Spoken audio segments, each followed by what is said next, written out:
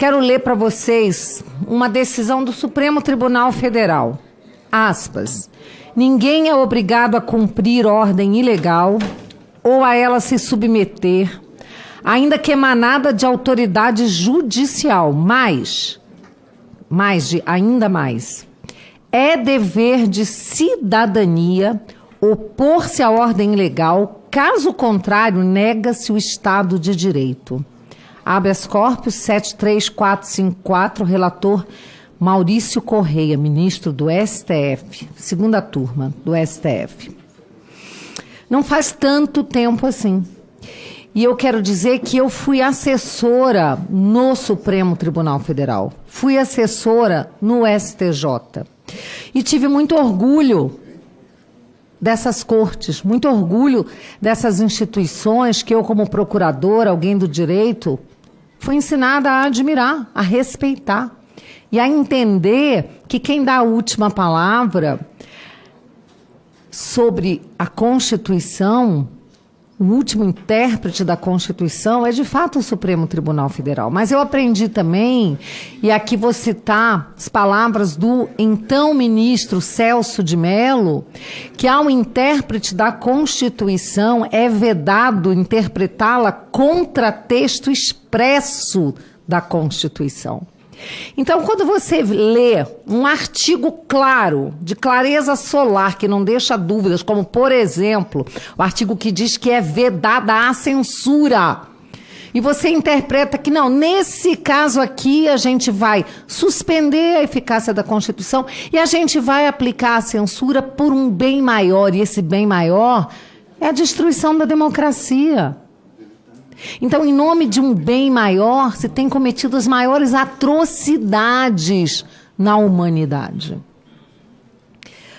Porque os fins não justificam os meios. Isso quando o fim é legítimo. Imagina quando o fim se faz de legítimo, mas é um fim falacioso, um fim covarde, um fim que rouba aos cidadãos as suas garantias e seus direitos mais básicos e fundamentais. Mas a ministra Rosa Weber disse recentemente que é inadmissível desobedecer o STF. Sério? Onde é que está isso na Constituição? Então nós temos passado por inúmeros abusos de autoridade, e é sobre isso que estamos discutindo aqui.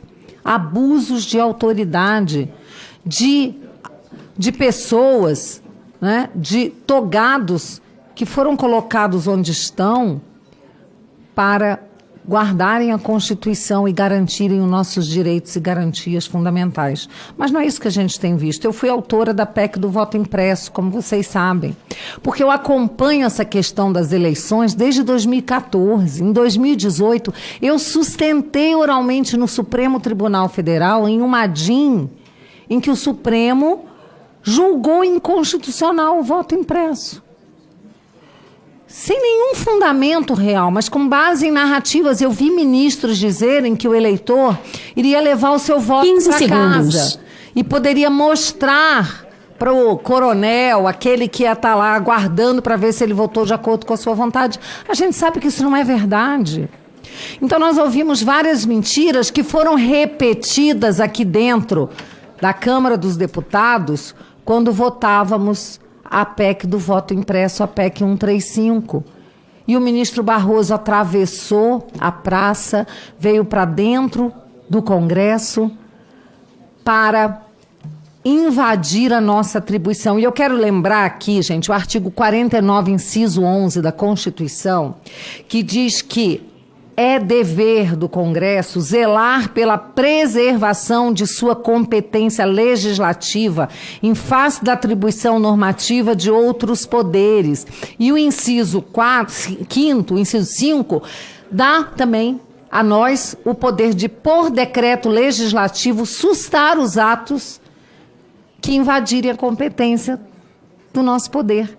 E aí, como lá diz que é sustar os atos do poder executivo, então se tem entendido que do legislativo não pode, mas como nós estamos falando de ato normativo, nós não estamos entrando no mérito das decisões judiciais, O doutor Ives Gandra, professor Ives Gandra, já tem livros e livros escritos dizendo que sim, que nós temos o poder, esse poder de sustar atos normativos também do poder judiciário, não só do executivo. Sabe por quê? Porque quando a Constituição nos diz que nós temos essa atribuição de zelar pela nossa competência, não existe poder sem meio de ação. Se você não tem meio de ação, você não tem poder algum. E aí, minha gente, o que o ministro Alexandre de Moraes fez esse tempo inteiro? Ele criou meios de ação para ele. Ele criou os meios de ação para ter a sua polícia particular. Ele escolheu os delegados que trabalham para ele. Nem o presidente da República, que tem essa atribuição constitucional, pôde fazê-lo, foi impedido de escolher o diretor-geral da Polícia Federal. E o ministro Alexandre de Moraes colocou sob as suas asas a delegada, doutora Denise, e os agentes da Polícia Federal que vão lá, batem na porta das pessoas, dos cidadãos, de pessoas que não cometeram crime algum, para descumprir a Constituição, porque, como eu comecei aqui a minha fala citando, é dever de cada um de nós, em nome de guardar o Estado de Direito, descumprir ordem ilegal. Então, hoje nós estamos assistindo um verdadeiro caos institucional e o presidente do Senado, e eu estou aqui sentada num plenário do Senado da República, presidente Girão, dizer que o presidente do Senado é o grande responsável por essa situação que nós vivemos, porque ele tem prevaricado. Hoje nós estamos assistindo uma manobra aqui dentro de senadores junto com o ministro Lewandowski para alterar a Lei 1079, a lei do crime de responsabilidade ou do impeachment. E eu quero dizer aos senhores que eu sou autora do PL 5693 de 19, que altera a Lei 1079, e eu entrei com esse projeto ainda no meu primeiro ano da legislatura.